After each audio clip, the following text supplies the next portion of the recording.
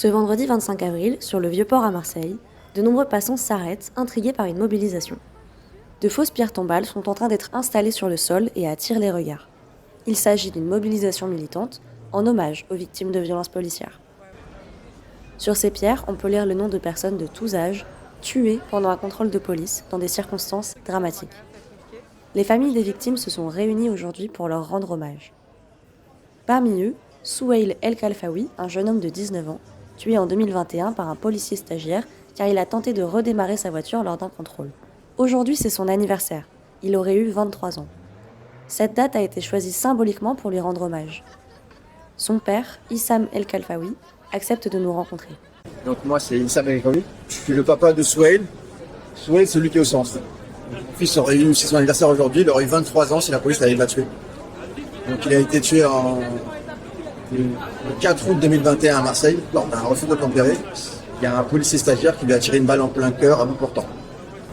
En analysant la situation, on s'est aperçu qu'il y a énormément de familles qui subissent les mêmes choses que nous. C'est les mêmes schémas. Mais en l'occurrence, tous les morts là sont des morts qui sont liés à l'article 435-1 qui a été promulgué en 2017. C'est une loi qu'on appelle nous permis de tuer, qui permet aux policiers de tirer sur des véhicules en mouvement si les occupants sont susceptibles pendant leur fuite d'atteindre à leur vie ou à celle d'autrui. Souheil, c'est un peu comme moi, comme tant d'autres jeunes, on est contrôlé des dizaines et des dizaines de fois par les policiers. Donc, tous ceux qui nous disent il avait qu'à s'arrêter, en fait, vous n'êtes jamais fait contrôler. La première fois qu'on se fait contrôler, on a un peu peur. La deuxième fois, un peu moins. La troisième fois, on commence à en avoir assez. La dixième fois, on n'en peut plus. Et la 50e fois, on a envie de partir. Personnellement, je me suis fait contrôler plus de 100 fois. Et alors que j'ai jamais commis aucune infraction, ni aucun délit, ni rien du tout. Quand on se fait arrêter 40 fois, 50 fois, 60 fois, on n'a pas le même rapport à la police que quand on se fait arrêter une fois. Aujourd'hui, c'est juste l'anniversaire de mon fils. Et du coup, on est là pour mon fils, mais pour aussi toutes les autres victimes. C'est un garçon comment, c'est un fils comment? C'est un fils adorable. 435-1, c'est le nom de l'article du Code de la sécurité intérieure qui autorise les agents de la police nationale à user de leurs armes, notamment lorsque le conducteur d'une voiture refuse d'obtempérer. Depuis la parution de cette loi en 2017, 35 personnes ont été tuées au volant de leur voiture parce qu'elles ne s'étaient pas arrêtées. Ce collectif de familles demande la suppression de l'article qui, selon elles, a causé bien trop de morts et protège les policiers des sanctions.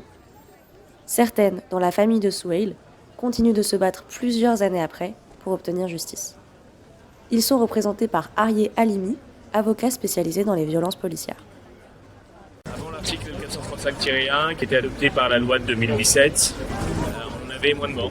Quand il y avait des véhicules en mouvement, quand il y avait un rapport entre les policiers et les véhicules. Donc, effectivement, il y a des fois des gens qui refusent un contrôle pour diverses raisons. La plupart du temps, c'est parce qu'ils n'ont pas d'assurance, parce qu'ils ont perdu leur permis, ils ont peur d'avoir des amendes parce qu'ils n'ont pas beaucoup d'argent, et donc ils essayent de partir pour éviter simplement de perdre leur véhicule.